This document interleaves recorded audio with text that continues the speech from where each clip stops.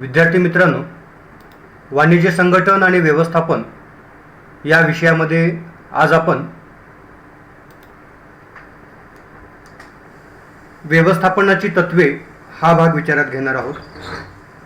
तर 11वी मध्ये आपण व्यवस्थापन म्हणजे काय आणि व्यवस्थापनाच्या वेगवेगळ्या स्तराविषयीची माहिती घेतलेली आहे. व्यवस्थापनाचं स्वरूप काय आहे, व्यवस्थापनाचे वेगवेगळे स्तर कोणते आहेत याविषयीची माहिती आपण 11वी मध्ये घेतलेली होती. त्यानंतर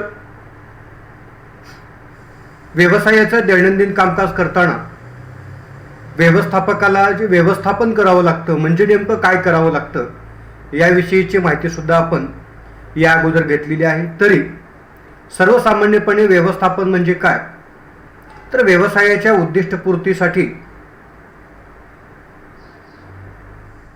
व्यवसायातील मानवी शक्तीकडून विविध साधनांचा वापर करून कार्य करून घेणे किंवा कार्यासाठी त्यांना कार्यप्रेरित करणे म्हणजे व्यवस्थापन.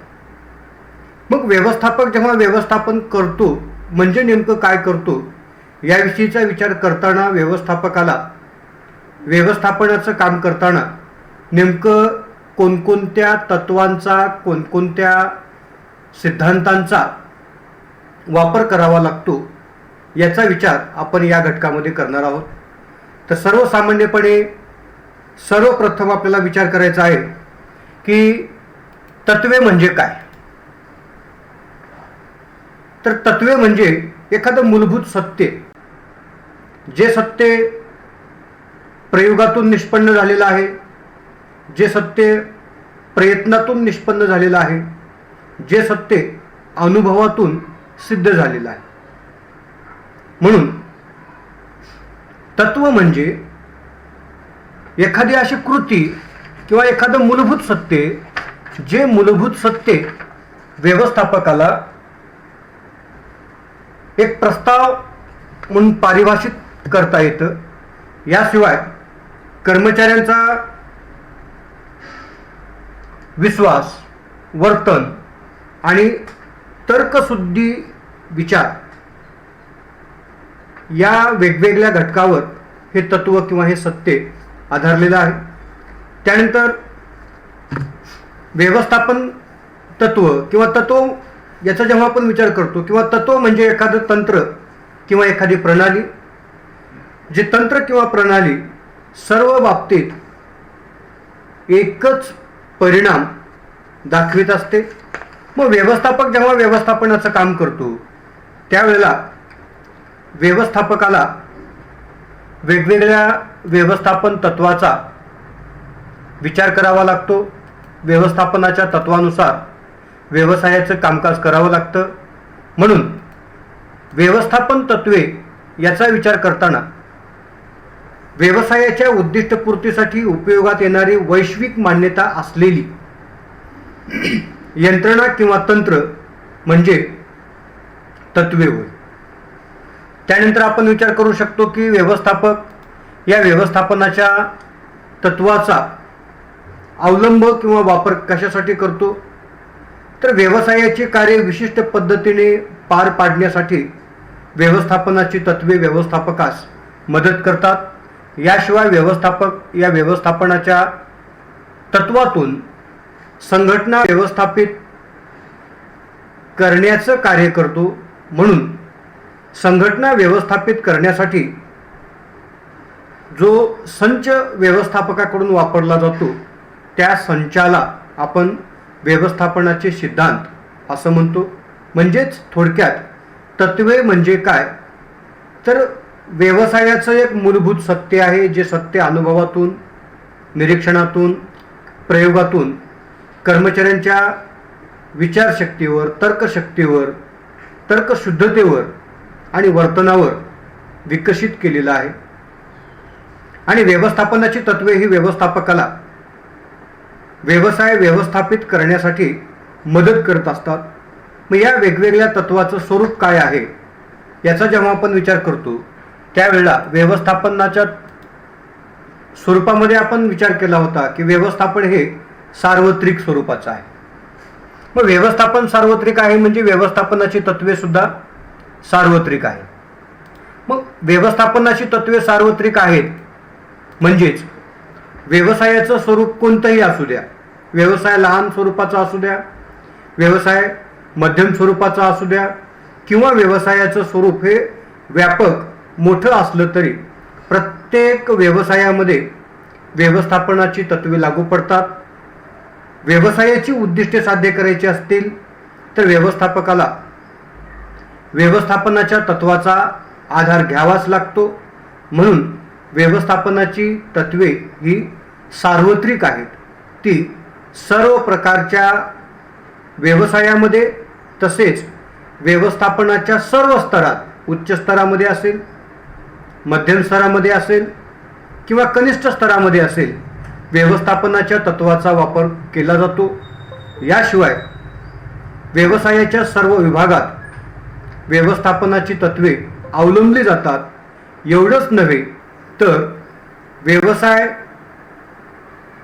किंवा व्यावसायिक संस्था किंवा इतर संघटना ज्यामध्ये आर्थिक उद्देशासाठी स्थापन झालेल्या संघटना, सामाजिक उद्देशाने स्थापन झालेल्या संघटना, सेवेच्या उद्देशाने स्थापन झालेल्या संघटना, राजकीय संघटना, धार्मिक संघटना, शैक्षणिक संघटना, म्हणजे ज्या ठिकाणी व्यक्तींचा समूह एकत्रित येऊन एखाद्या उद्देशासाठी प्रयत्न करतो त्या सर्वच संस्थांना त्यांच्या उद्दिष्टपूर्तीसाठी व्यवस्थापनाची तत्वे अवलंबावी लागतात. म्हणून व्यवस्थापनाची तत्वे ही सार्वत्रिक आहे. त्यानंतर व्यवस्थापन तत्वाचं महत्त्वाचं वैशिष्ट्य म्हणजे व्यवस्थापनाची तत्वे ही सर्वसाधारण मार्गदर्शक तत्वे आहे. आता सर्वसाधारण मार्गदर्शक तत्वे म्हणजे व्यवस्थापन करतो म्हणजे नेमकं काय करतो की व्यवसायाच्या उद्दिष्टपूर्तीसाठी व्यवसायातील भौतिक घटक, कच्चा माल, यंत्रसामुग्री, इमारत, भांडवल यांचा वापर करून मानवी घटकांना योग्य पद्धतीने संचलित करून व्यवसायाची उद्दिष्टे साध्य करीत असतो. याशिवाय व्यवसायाचं दैनंदिन कामकाज चालविताना व्यवसायामध्ये ज्या समस्या निर्माण होतात किंवा व्यवसायामध्ये बाह्य कारणामुळं किंवा अंतर्गत कारणामुळं जी परिस्थिती निर्माण होते, या समस्या किंवा ही परिस्थिती योग्य पद्धतीने हाताळण्याचं काम सुद्धा व्यवस्थापक करीत असतो. म्हणून व्यवसायामध्ये निर्माण झालेली समस्या किंवा व्यवसायामध्ये निर्माण झालेली परिस्थिती योग्य पद्धतीने हाताळण्यासाठी व्यवस्थापकास व्यवस्थापनाची तत्वे मार्गदर्शक म्हणून महत्त्वपूर्ण भूमिका बजावत असतात. कारण का, व्यवसायामध्ये अगदी छोट्यातली छोटी किंवा मोठ्यातली मोठी समस्या निर्माण झाली तर ती समस्या कशी सोडवावी, की आपण उदाहरणामध्ये विचार करू शकतो की समजा व्यवसायातील उत्पादनाचा दर्जा हा कमी झालेला आहे. मग उत्पादनाचा दर्जा कायम न राहण्याची म्हणजे उत्पादनाचा दर्जा कमी होण्याची कारण काय आहेत? म्हणजे उत्पादनाचा दर्जा घसरणं ही व्यवसायाची समस्या आहे. मग ही समस्या सोडवायची कशी, याचा जेव्हा व्यवस्थापक विचार करतो त्यावेळेला व्यवस्थापकाला ही समस्या निर्माण होण्याची कारणं कोणकोणती असू शकतात. एकतर कच्च्या मालाचा दर्जा चांगला असू शकत नाही, कर्मचाऱ्यांची योग्य पद्धतीने काम करण्याची मानसिकता असू शकत नाही, किंवा कर्मचारी ज्या ठिकाणी काम करतात ती परिस्थिती किंवा तो परिसर कर्मचाऱ्यांची कार्यक्षमता वाढविण्यास पोषक नाही. ही जी वेगवेगळी कारणं आहेत याच्यापैकी दर्जा कमी होण्याची नेमकी कारणं कोणती आहे ही शोधणे आणि ती समस्या सोडविण्यासाठी व्यवस्थापकाला व्यवस्थापनाची तत्वे मार्गदर्शक म्हणून कार्य करतात. म्हणून व्यवस्थापनाची तत्वे ही सर्वसाधारण मार्गदर्शनाचं कार्य करतात. त्यानंतर व्यवस्थापन तत्वाचं महत्त्वाचं वैशिष्ट्य म्हणजे व्यवस्थापनाची तत्वे ही सराव आणि प्रयोगाद्वारे तयार झालेली आहे. जेव्हा आपण वेगवेगळ्या व्यवस्थापन तज्ज्ञांचा विचार करतो, त्यांनी मांडलेल्या व्यवस्थापनाच्या तत्वांचा विचार करतो, तेव्हा आपल्याला असं आढळून येतं की कोणतंही तत्व लगेच सुचलं आणि ते मांडलं किंवा ते सिद्ध झालं असं आपल्याला म्हणता येत नाही. कारण तत्वाच्या जेव्हा आपण वेगवेगळ्या व्याख्यांचा विचार केला तेव्हा व्यवस्थापनाचं तत्व म्हणजे काय की व्यवस्थापनाचं तत्व एक मूलभूत सत्य आहे, जे सत्य विश्वास, वर्तन आणि तर्कशुद्ध विचार यांचा आधार आहे. विश्वासातून, वर्तनातून आणि तर्कशुद्ध म्हणजे एखाद्या समस्येवर जेव्हा आपण एखादा उपाय सुचवतो त्यावेळेला त्या उपायाच्या पाठीमागं काहीतरी तर्क असतो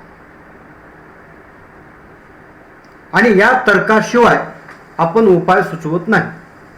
म्हणून व्यवस्थापन तज्ज्ञ जेव्हा वेगवेगळी व्यवस्थापनाची तत्वे मांडतात तेव्हा त्यांनी त्या तत्व मांडण्याच्या अगोदर त्यासंबंधी अनेक वेळेला कर्मचाऱ्याकडून सराव करून घेतलेला आहे, अनेक वेळेला त्या तत्वाचा अवलंब करून घेतलेला आहे आणि प्रत्येक वेळेला त्या तत्वातून एकच बाब, एकच परिणाम साध्य होतो का हे सरावातून त्यांच्याकडून अनुभवून घेतलेलं आहे, त्यांच्याकडून कार्य करून घेतलेलं आहे, त्यांच्यावर वेगवेगळ्या पद्धतीचे प्रयोग केलेले आहेत आणि मग वेगवेगळ्या परिस्थितीमध्ये वेगवेगळे परिणाम कोणते जाणवतात हे त्या व्यवस्थापन तज्ज्ञांनी निरीक्षणातून अनुभवलेलं आहे आणि मग त्यातून ते व्यवस्थापनाचं तत्व मांडलेलं आहे. म्हणून व्यवस्थापनाचं तत्व हे सातत्याने सराव करून संबंधित कर्मचाऱ्यावर त्या तत्वाचा सातत्याने प्रयोग करून कर्मचारी जेव्हा त्या तत्वाचा अवलंब केला जातो तेव्हा त्यांच्या कार्यपद्धतीचं निरीक्षण करून व्यवस्थापनाची तत्वे मांडलेली आहेत.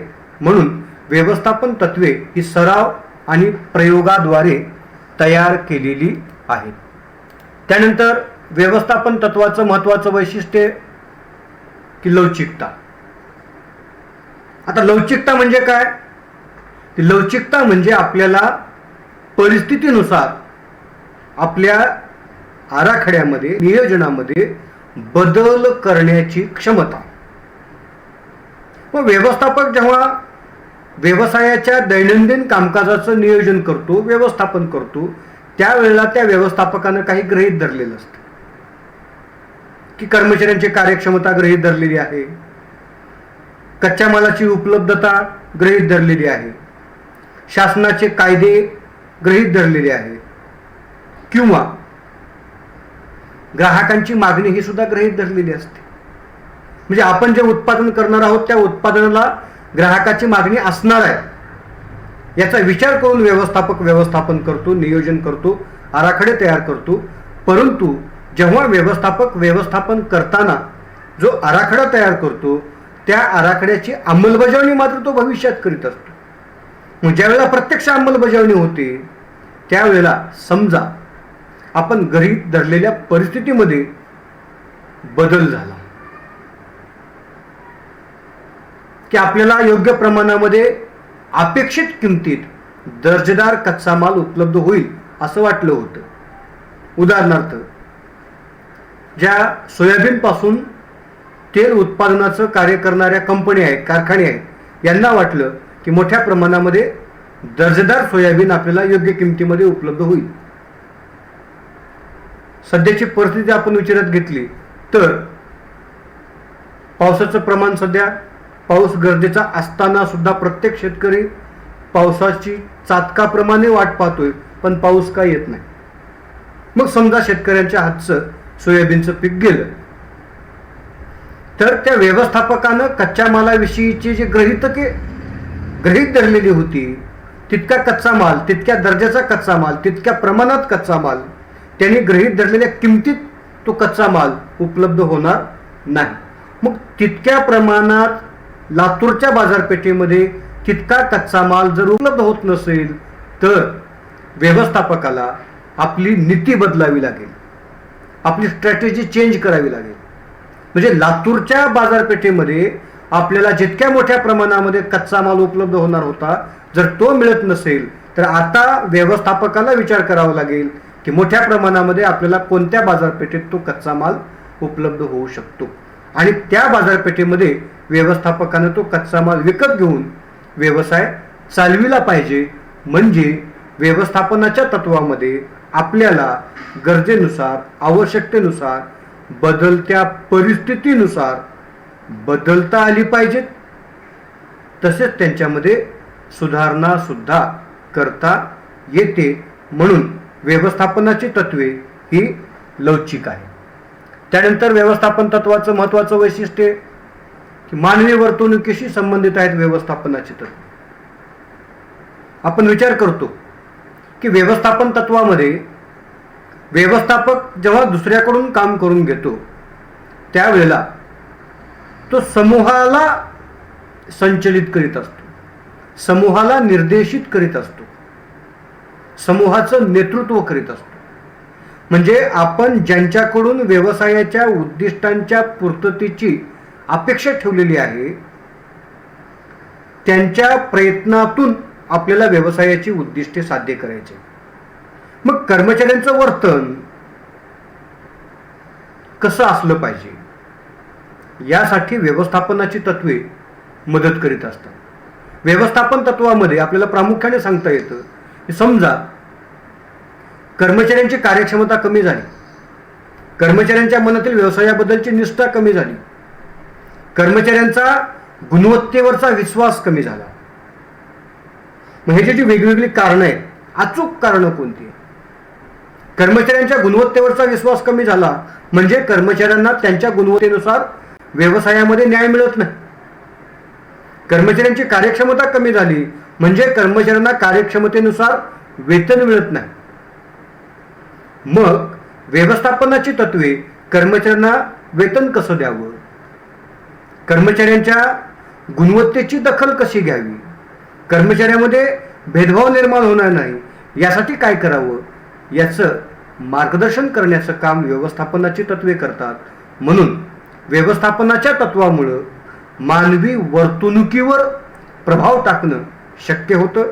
म्हणून व्यवस्थापनाची तत्वे मानवी वर्तणुकीशी संबंधित आहेत, कारण व्यवस्थापनाचाच व्यवसायाच्या मनुष्यबळाशी संबंध येतो. या मनुष्यबळामध्ये व्यवसायातील उच्चस्तर अधिकाऱ्यापासून व्यवसायातील कनिष्ठ कर्मचाऱ्यापर्यंतच्या सर्व मनुष्यबळाचा समावेश होत असतो. त्यानंतर व्यवस्थापन तत्वाचं स्वरूप म्हणजे व्यवस्थापनाची तत्वे ही कार्यकारण संबंध दर्शवितात. आता कार्यकारण संबंध म्हणजे काय की व्यवसायामध्ये जी घटना घडते त्या प्रत्येक घटनेचे परिणाम निश्चित आहेत, आणि व्यवसायामध्ये जी काही घटना घडते त्या प्रत्येक घटनेला कारण आहे. म्हणजे कारणाशिवाय घटना घडत नाही आणि घडलेल्या घटनेचे परिणाम दिसतातच. म्हणजे घटना घडली आणि परिणाम झालाच नाही असं होऊ शकत नाही. मग व्यवसायातील प्रत्येक घटना घडण्याची नेमकं कारण काय आहेत आणि त्या घटनेचे व्यवसायावर काय परिणाम होतील यासाठी किंवा याचं विश्लेषण करण्यासाठी व्यवस्थापनाची तत्वे ही व्यवस्थापकाला मदत करतात. म्हणून यामुळं व्यवसायामध्ये व्यवस्थापक जेव्हा निर्णय घेत असतो त्यावेळेला त्या निर्णयाचा आधार म्हणजे व्यवस्थापनाची तत्वे असतात. म्हणून व्यवस्थापनाच्या तत्वामध्ये कार्यकारण संबंध असतो. उदाहरणार्थ की कर्मचाऱ्यांची कार्यक्षमता कमी झाली हा परिणाम आहे. कार्यक्षमता कमी का झाली त्याचं कारण असू शकतं. म्हणजे कुठलं तरी कारण असल्याशिवाय कर्मचाऱ्याची कार्यक्षमता घटू शकत नाही. मग कारण कोणते? कारण अनेक आहेत. मग त्याच्यापैकी अचूक कारण कोणतं? कर्मचाऱ्याला योग्य वेतन दिलं जात नाही का? कच्च्या मालाचा दर्जा योग्य नाही का? यंत्रसामुग्री योग्य दर्जाची नाही का?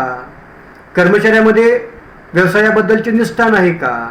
कर्मचाऱ्यामध्ये सहकार्याचा अभाव आहे का? कर्मचाऱ्यांनी कशा पद्धतीनं काम करावं या संबंधीच्या ज्या सूचना आहेत त्या योग्य पद्धतीने दिल्या जात नाहीत का?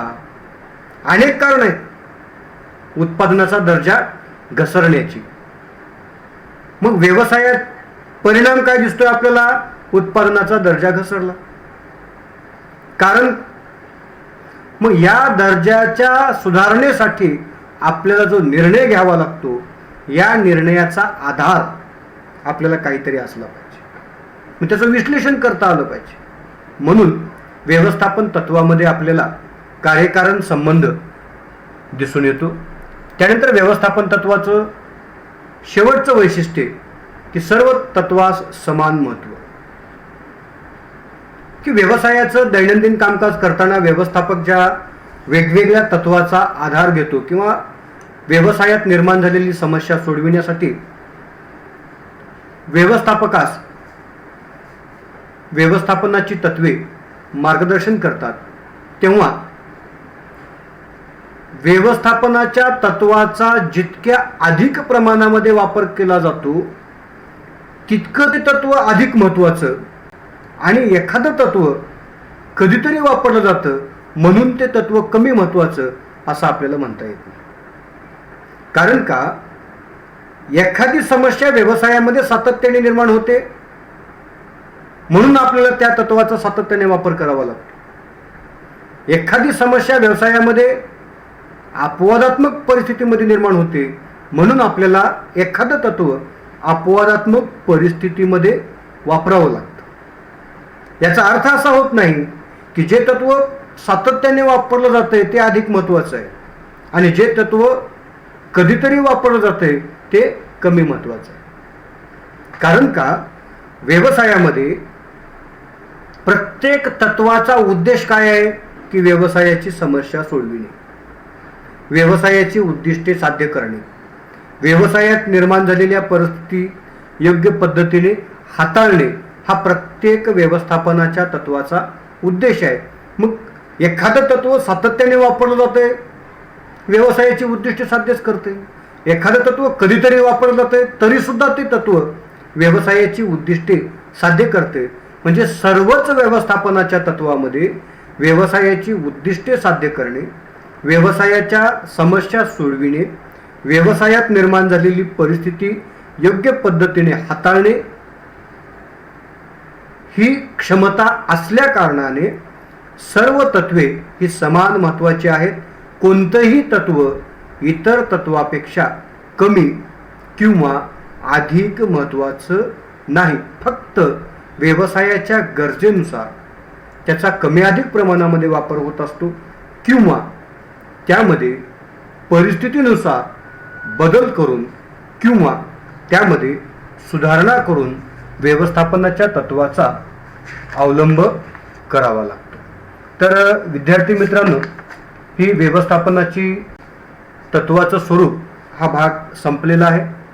आपण प्रामुख्याने व्यवस्थापनाच्या तत्वाच्या स्वरूपामध्ये व्यवस्थापनाची तत्वे ही सार्वत्रिक आहेत, व्यवस्थापनाची तत्वे सर्वसाधारण मार्गदर्शक आहेत, व्यवस्थापन तत्वे सराव आणि प्रयोगातून विकसित झालेली आहेत, व्यवस्थापन तत्वे लवचिक आहेत, व्यवस्थापन तत्वाचा मानवी वर्तणुकीशी संबंध आहे, व्यवस्थापन तत्वामध्ये कार्यकारण संबंध आहे आणि सर्व तत्वे समान महत्त्वाची आहेत. या व्यवस्थापन तत्वाच्या स्वरूपाचा विचार आपण केलेला आहे. बाकीचा भाग आपण नंतर विचारात घेऊया.